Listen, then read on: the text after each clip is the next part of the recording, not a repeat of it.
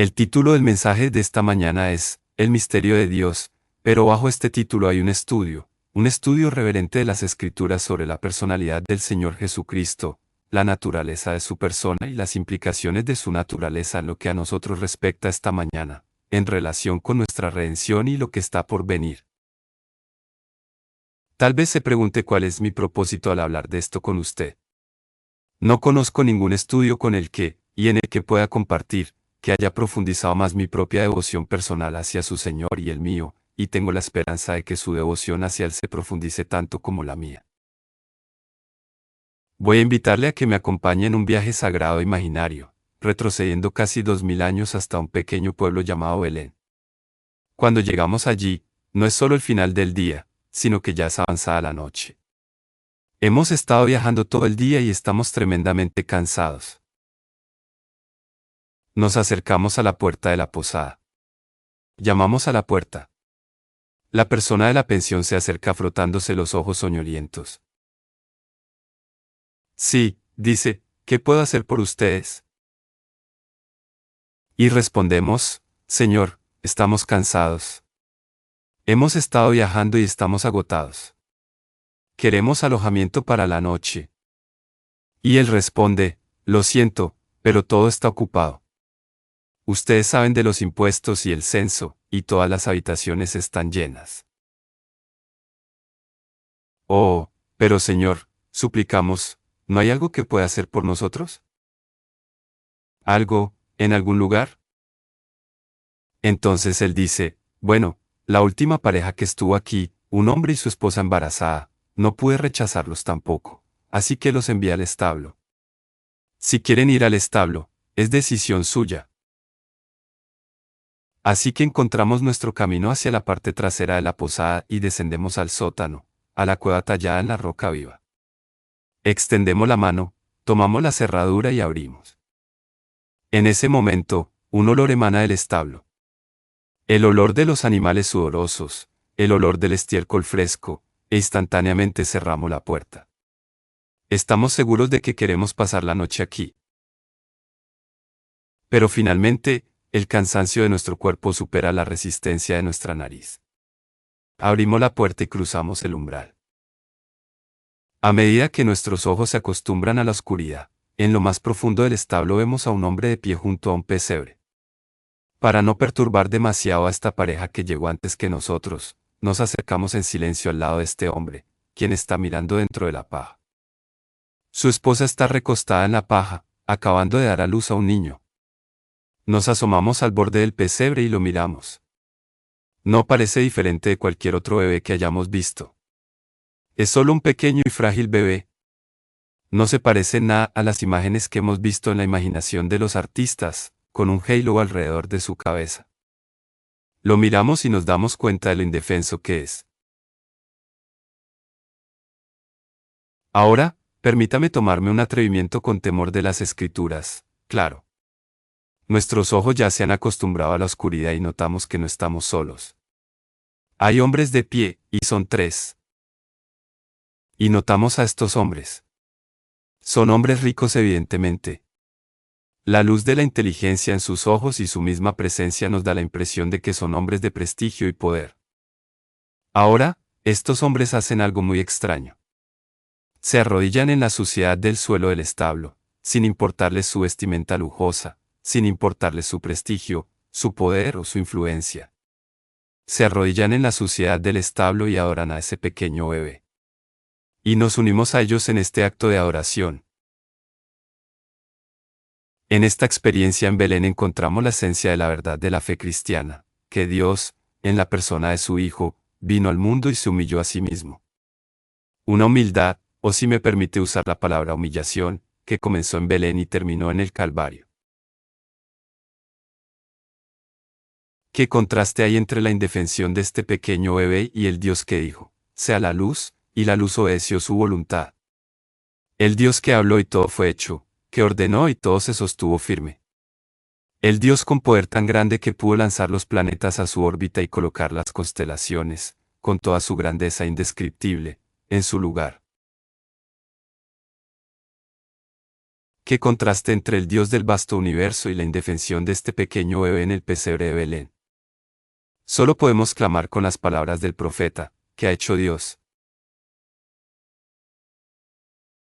Ahora, quiero invitarle a mirar un poco más profundamente y de manera más penetrante lo que Dios hizo en Belén.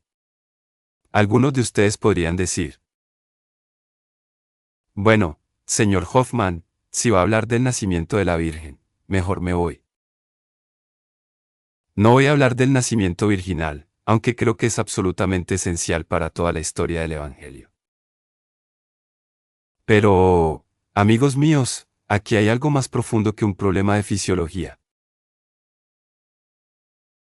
Aquí está la realidad de las Escrituras: Dios mismo está aquí. Este es el nacimiento en nuestro mundo de una persona que ya existía antes. Usted y yo comenzamos nuestra existencia con nuestro nacimiento. Esa es la posición cristiana. No somos hindúes. No tuvimos una preexistencia.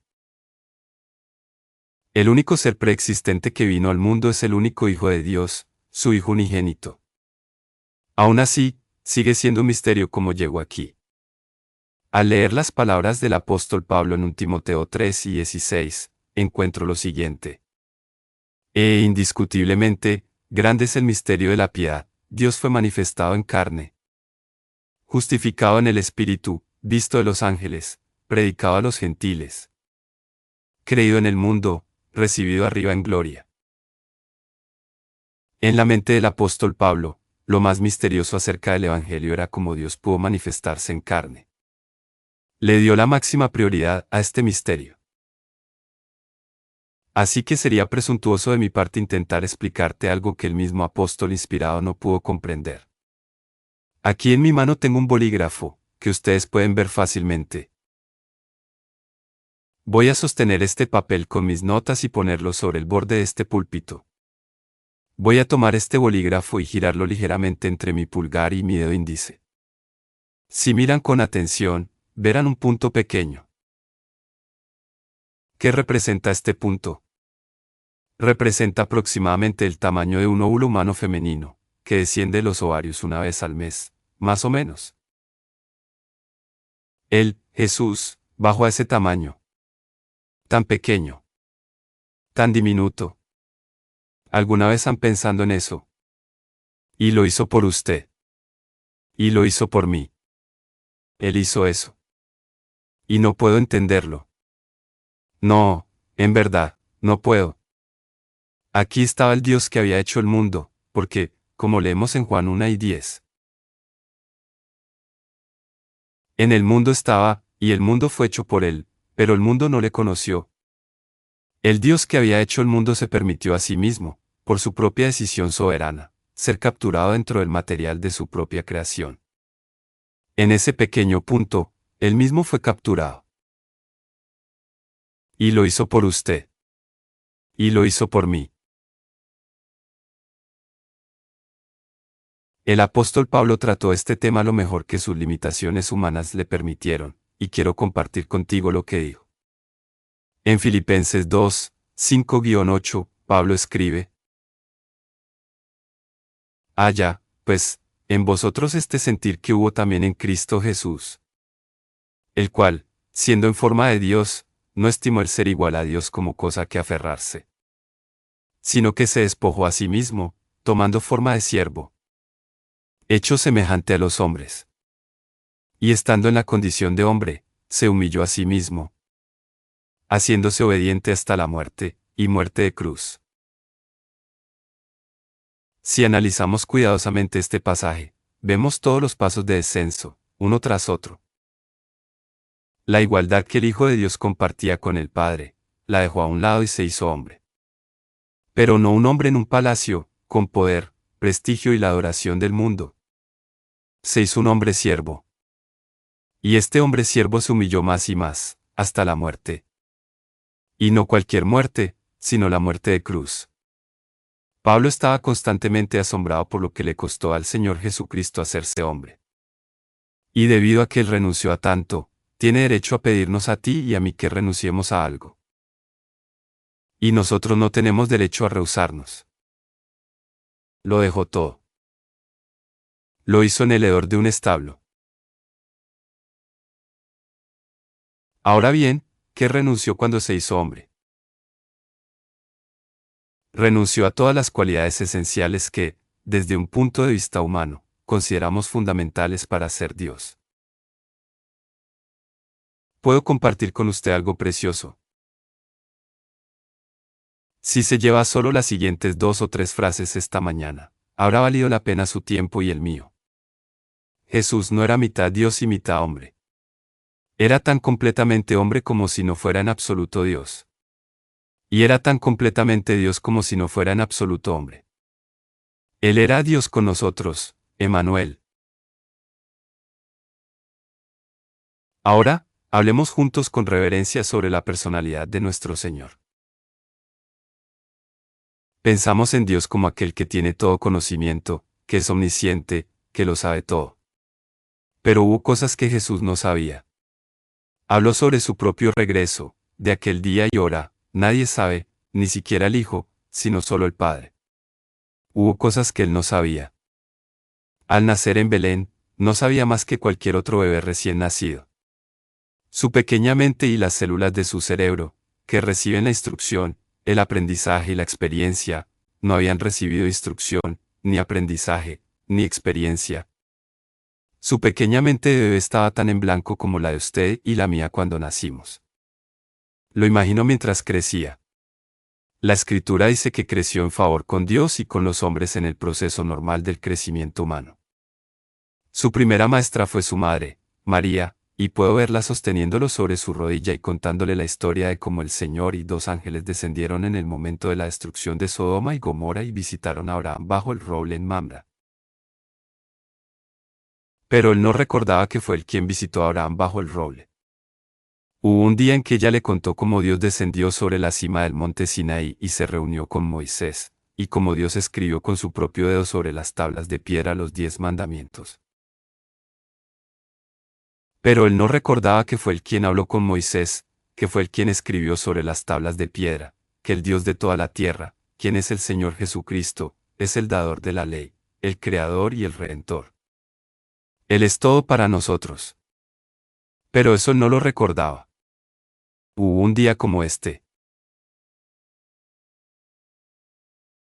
Hubo un día en que María le dijo a Jesús: Hijo, ¿podemos ir a algún lado juntos? Tengo algo serio que hablar contigo y no quiero que nos interrumpan. Así que encontraron un lugar, no sé dónde, en qué día, no sé cuándo, en el que ella le dijo: Hijo, no quiero que te sorprendas demasiado, pero debes escucharme con atención, José no es tu padre. Él no es tu padre. Puedo escuchar un pequeño grito de alarma en la voz de Jesús: Madre, madre, ¿qué estás diciendo? José no es mi padre. Madre, madre, ¿quién es mi padre? Hijo, sucedió así.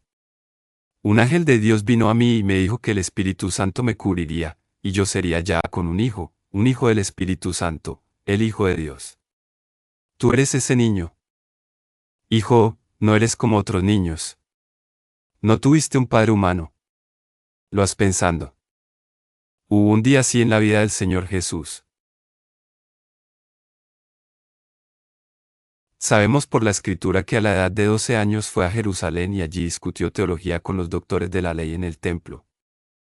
Recuerda que estuvo perdido para María y José durante 3 días. En esa cena de la Pascua, porque esa fue su primera Pascua en Jerusalén, al ver los corderos temblando sobre el altar, vio en esos corderos a sí mismo. Y supo cuál era su misión, que en las palabras que usó en ocasiones repetidas, para esto vine al mundo, dijo: Sabemos que a la edad de 30 años, en el momento de su bautismo, los cielos se abrieron cuando Jesús salió del agua, y se oyó una voz: Tú eres mi hijo.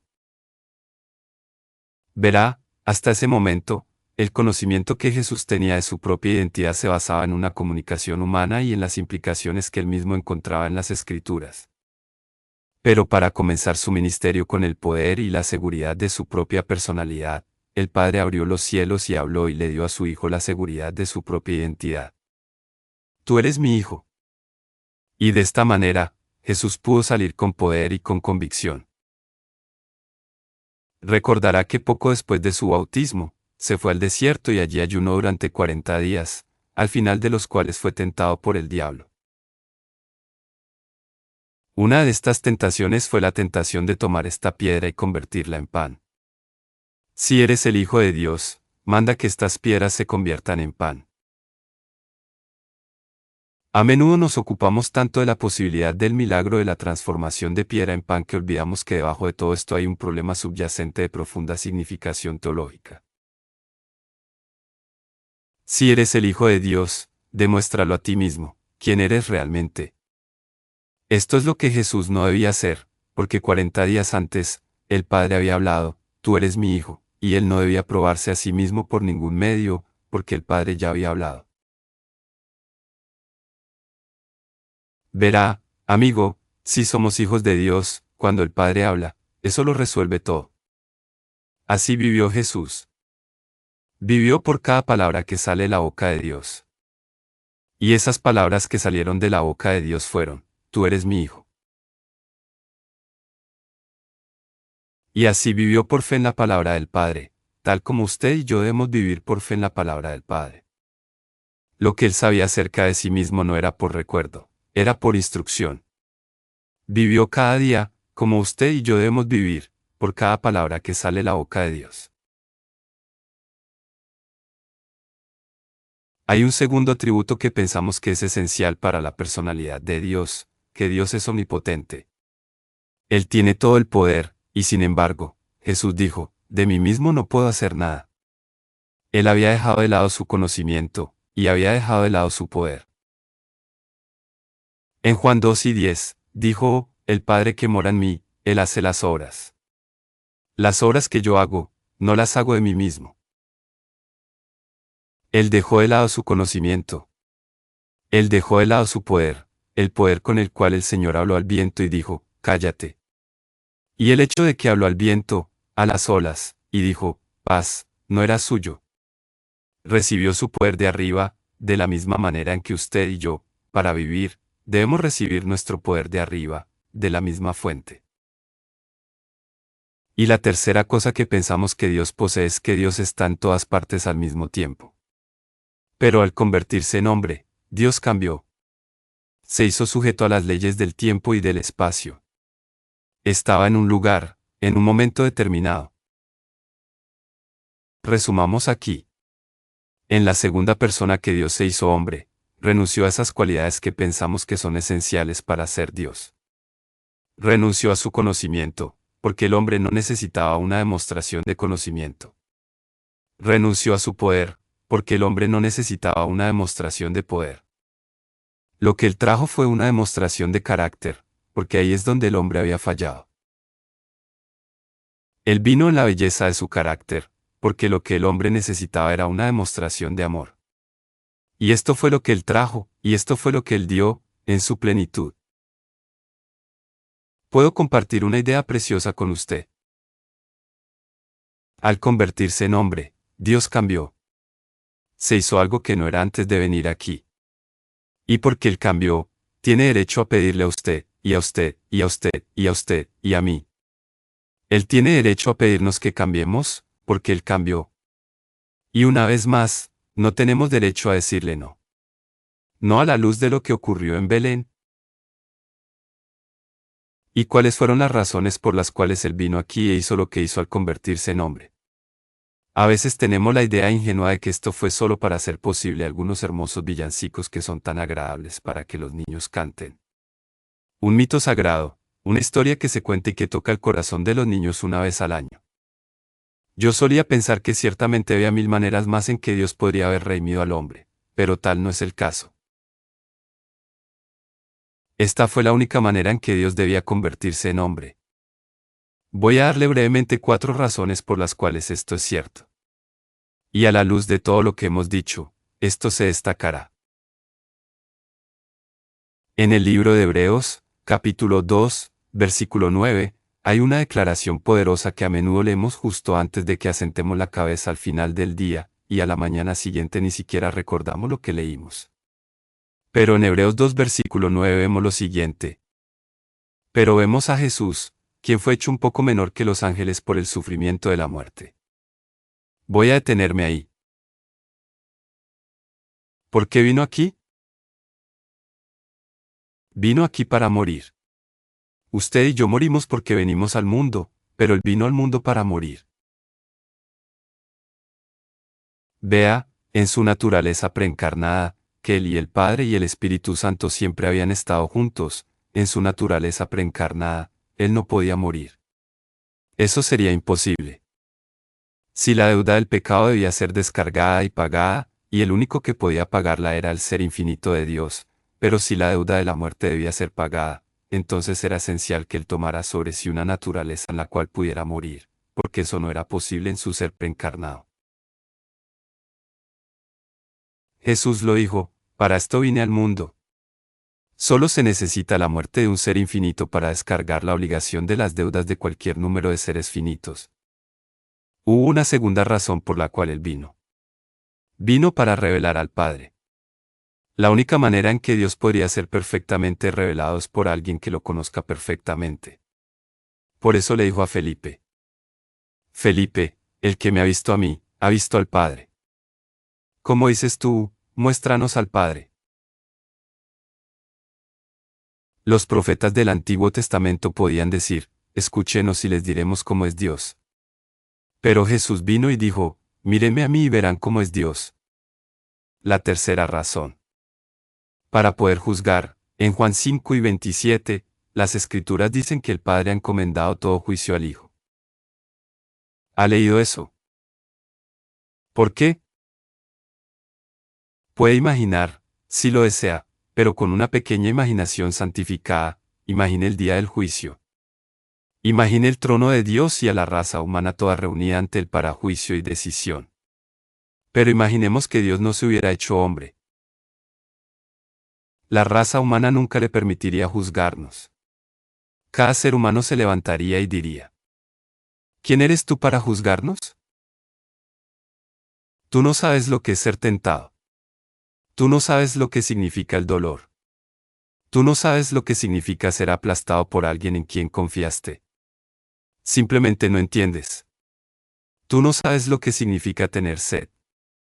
No sabes lo que significa tener hambre. Pero todas esas alegaciones que impedirían que Dios juzgara al mundo han sido descargadas en la persona del Señor Jesús, que en sus manos traspasadas hay suficiente testimonio. Él conoció el significado del dolor. No dijo desde la cruz: tengo sed. No dijo: aquel a quien amaba ha levantado su talón contra mí. Él conoció el significado de la traición. Conoció el significado del hambre. Conoció el significado de las lágrimas, del dolor y de la muerte misma. Si Dios no se hubiera hecho hombre, nunca en el mundo podría haber un día del juicio. La raza humana nunca creería que realmente comprendió. Y la última razón que comparto con usted en este vistazo a la personalidad de nuestro Señor y la necesidad de que Él se hiciera hombre: cada parte de la redención es un regalo de Dios. Se nos da el regalo del arrepentimiento. La Escritura dice que se da el arrepentimiento a Israel. Se nos da la fe como un regalo de Dios. Dios ha dado a cada hombre una medida de fe. Y el amor que tenemos, que Dios nos ha dado amor, el amor de Dios, se derrama en nuestros corazones por el Espíritu Santo. Toda la esencia que tenemos viene de Dios, nuestra pureza viene de Dios, nuestra honestidad viene de Dios. No tenemos nada de ello por nosotros mismos. Todo es un intercambio que Dios nos da y nosotros recibimos. Ahora bien, es esencial que, si el hombre ha de ser redimido, debe hacer una rendición. Ahora aquí tenemos un dilema. Antes de que Jesús se hiciera hombre, Dios no tenía dentro de sí mismo el poder de la rendición. Esto es algo que no tenía, el amor lo tenía. Donde no sabía. Ahora necesitamos la ayuda de Dios para hacer aquello que Dios, en su naturaleza, nunca había hecho. Él nunca se había rendido. Dios, al igual que nosotros, solo puede compartir lo que tiene. Pero este poder de rendición, en su naturaleza, no lo posee. Pero supongamos que Dios se hace hombre, toma sobre sí una naturaleza humana y se somete a alguien mayor que él. Durante el tiempo de su encarnación, Jesús dijo, el Padre es mayor que yo. Y se rinde. Dios en carne humana se rinde a sí mismo hasta la muerte misma. Ahora tiene la totalidad del poder de la rendición. Ahora tiene algo que compartir con usted y conmigo, algo que necesitamos desesperadamente, y que él mismo no poseía anteriormente. Pero ahora puede dárnoslo si lo pedimos. Pedid y se os dará. Todos nos sentimos autosuficientes. Una de las oraciones más grandes que podemos hacer es, Dios, ayúdame a apartarme de mí mismo y ayúdame a rendirme a tu voluntad. El regalo más caro que posee Dios es el poder de la rendición. No tenemos derecho a rechazarle nada, porque el regalo de la rendición es el que más le ha costado a Dios. El pecado más terrible contra Dios es rechazar aceptar, de una mano traspasada por clavos, el poder de la rendición de nosotros mismos a Él, quien, a la luz de la estrella de Belén, vino hasta lo más bajo del mundo, incluso alrededor de un establo, para llegar al fondo de nuestras vidas y darnos el poder de la rendición total. Por esta razón, el apóstol pudo decir y hablar con tal elocuencia sobre el don inefable de Dios en la persona de su Hijo, que no hay palabras para describirlo. Y todo lo que podemos hacer esta mañana es, junto con los sabios, caer nuevamente de rodillas y decir: Señor, te doy, en la medida en que lo sé, mi indigno ser. ¿Oramos? Padre Celestial, a la luz de la estrella de Belén, perdona nuestro orgullo. Perdona nuestra arrogancia. Límpianos de nuestro deseo de ser dominantes, ya sea en la iglesia, en el hogar o en nuestros trabajos. Danos la humildad del Señor Jesús. Aleja, oh Señor, todo pensamiento de autoestima indebida, y danos la humildad que proviene de tu Hijo para que todos los hombres sepan que hemos estado con Él, el hombre humilde de Galilea, y que los hijos de nuestros hogares vean en nosotros su mansedumbre. Aleja de nosotros, oh Señor, nuestros temperamentos que se encienden con facilidad. Y que dentro de los confines de nuestros hogares, en nuestras relaciones unos con otros, reflejemos la imagen de aquel que murió en una cruz para que tuviéramos vida eterna en el asombro de su redención, en la gloria de su nombre, el precioso, maravilloso y glorioso nombre de Jesús. Amén.